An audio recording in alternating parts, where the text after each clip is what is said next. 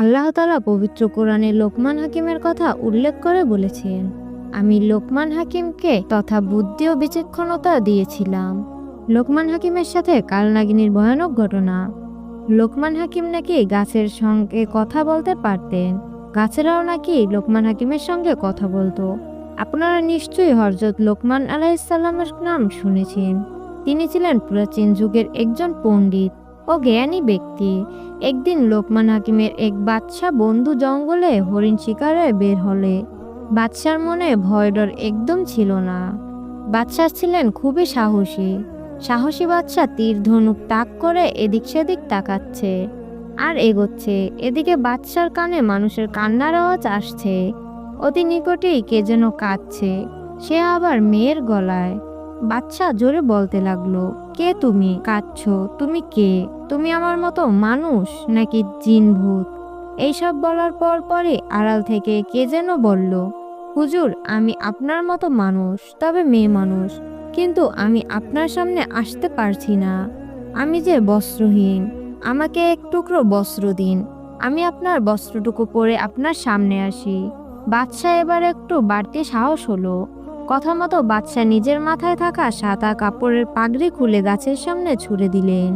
কিছুক্ষণ পর গাছের পেছন থেকে সাদা কাপড় পরিহিত এক রূপসী বের হয়ে আসলো। বাদশা মেয়েটাকে জিজ্ঞেস করলো, তোমার নাম কি? মেয়েটি বলল, আমার নাম কোকো। বাদশা জিজ্ঞাসা করলেন, তুমি এখানে কি করে এলে? মেয়েটি বাদশার কথার উত্তর দিল, জানেন না।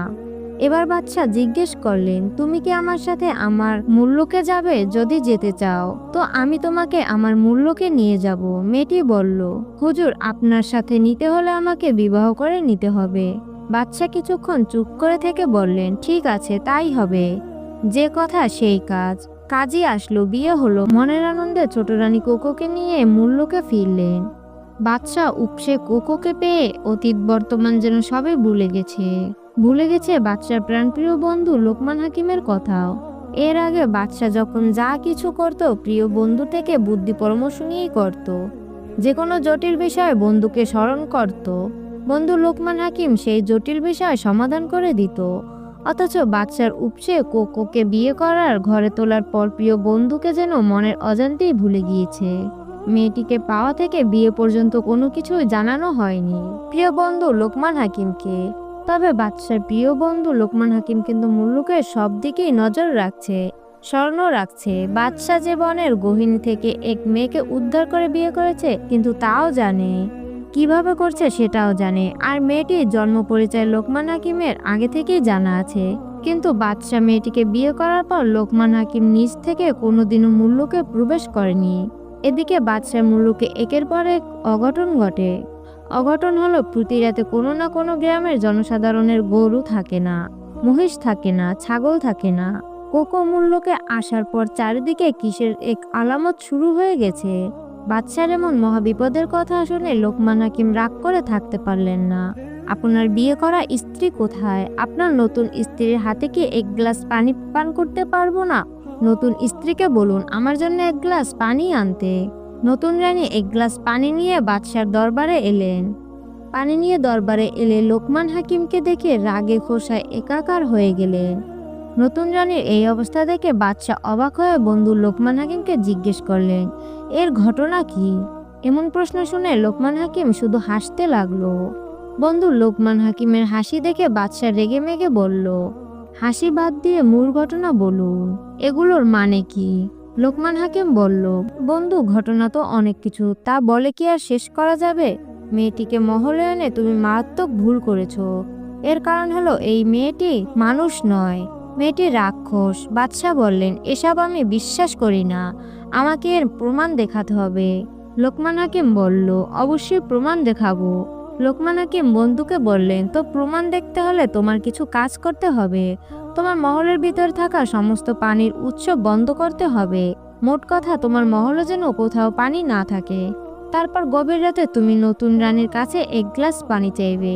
তুমি বলবে, আমার খুব পানির তৃষ্ণা পেয়েছে, আমাকে এক গ্লাস পানি দাও। ঠিক তখনই দেখবে যে নতুন রানী তোমাকে কোথা থেকে পানি এনে দিয়েছে। মুহূর্তের মধ্যেই সব কাজ সমাধান হয়ে গেল। লোকমান হাকিমের কথা মতো বাদশা নতুন রানীর কাছে এক গ্লাস পানি চাইলো, কিন্তু কলসিতে তো পানি নেই। হাতে গ্লাস নিয়ে বাইরে থাকা জাতাকলের সামনে গেল। জাতাকল নষ্ট, একদম পানি ওঠে না। কোকো এখন ভাবছে কি ব্যাপার, ঘরের কলসিতে পানি নেই, জাতাকল নষ্ট, এসবের মানে কি? কোকো আর বুঝতে বাকি রইল না এটি লোকমান হাকিম এবং বাদশার সলা পরামর্শের মাধ্যমে হয়েছে। কোকো বাচ্চার সামনে গিয়ে আস্তে আস্তে বলল, আপনি ভয় পাবেন না, আমি আপনার কোনো ক্ষতি করব না। আপনি আমাকে জঙ্গল থেকে টেনে নিয়ে আপনার মহলে ঠাঁই দিয়েছেন। আমি ভুলে যেতে পারি না। যদি আপনার ক্ষতি করার ইচ্ছে আমার থাকতো, তাহলে তো আমি আপনার মহলে বসেই ক্ষতি করতে পারতাম। মায়ের মুখে শুনেছি আপনার মতো এক রাজা হরিণ শিকারে এসে বাবাকে তীর মেরে ফেলেছে, আর আমার মাকে মেরেছিল একজন। লোকমান হাকিম প্রায় বনের গহীনে গিয়ে ঔষধি গাছগাছালি সংগ্রহ করত। এক সময় বনের গহীনে আমার মায়ের গন্ধ ওনার নাকে লাগতো। আমার মাও লোকমান হাকিমের সামনাসামনি হয়ে গেল। অমনি লোকমান হাকিম বনের ওষুধ আমার মায়ের উপর নিক্ষেপ করলেন। এরপর মায়ের মৃত্যু হয়েছে। এরপর লোকমান হাকিম দ্রুত সেই বন থেকে চলে যায়। মা বনের গহীনে পরে ছটফট করছিল। তখন আমি ছিলাম খুবই ছোট। সেদিন আমি ছিলাম বড় গাছের গর্তের ভিতরে, যেখানে মা আমাকে রেখে খাবারের সন্ধানে বেরিয়েছিলেন। আমি গর্তের ভিতর থেকে এক সময় ঘুমিয়ে পড়লাম। হঠাৎ চিৎকার শুনে দৌড়ে মায়ের সামনে আসি। মা আমাকে ধরে কেঁদে কেঁদে বলল, একজন মানুষ শরীরে কি যেন নিক্ষেপ করেছিল, আর এরপরেই মায়ের মৃত্যু হয়। আমি এখন বুঝতে পেরেছি যে আমার মাকে কে মেরেছিল। আমি একদম নিশ্চিত আমার মাকে আপনার ওই বন্ধু লোকমান হাকিমই হত্যা করেছিল। সকাল হতে না হতে বাদশা কোকোকে ঘুমে রেখে ঘোড়া নিয়ে বন্ধু লোকমান হাকিমের বাড়িতে রওনা দিল। বাদশা কাঁদোকাদ স্বরে বলল, বন্ধু আমাকে বাঁচাও।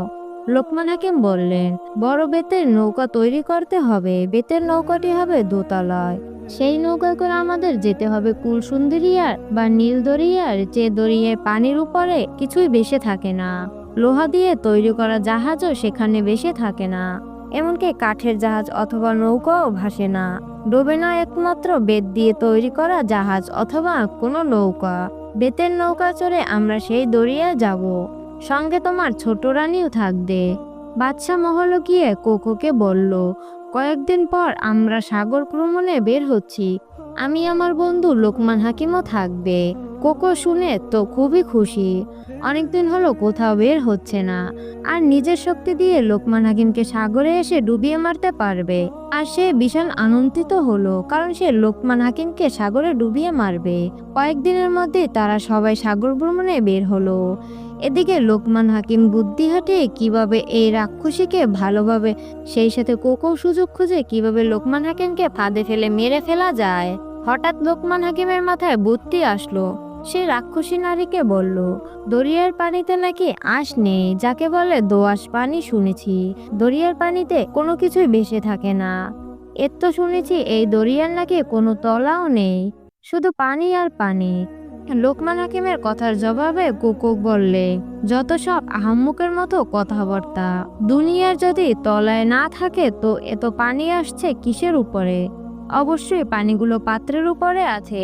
শুধু কৈসুন্দরী আর কেন, দুনিয়ার যত নদী নালা সাগর মহাসাগর সবারই তলা আছে। লোকমান হাকিম বললেন, আমার বিশ্বাস হয় না যে কুলসুন্দরীর তলা আছে। আর যদি থেকেই থাকে তো আপনাকে অবশ্যই প্রমাণ করতে হবে কুলসুন্দরীর তলা আছে কি নেই। তাকে আপনি প্রমাণ করতে পারবেন?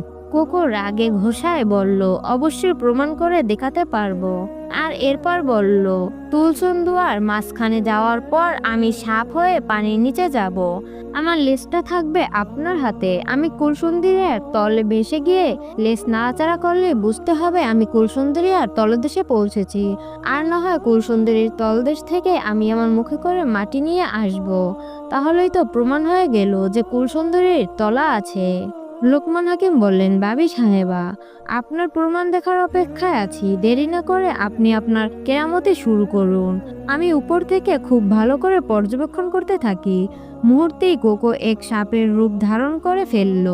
জাহাজের নিচে তলা থেকে লোকমান হাকিম দেখছে জাহাজের জানালা বেয়ে এক বিশাল সাপ কুলসুন্দরিয়ায় নামছে।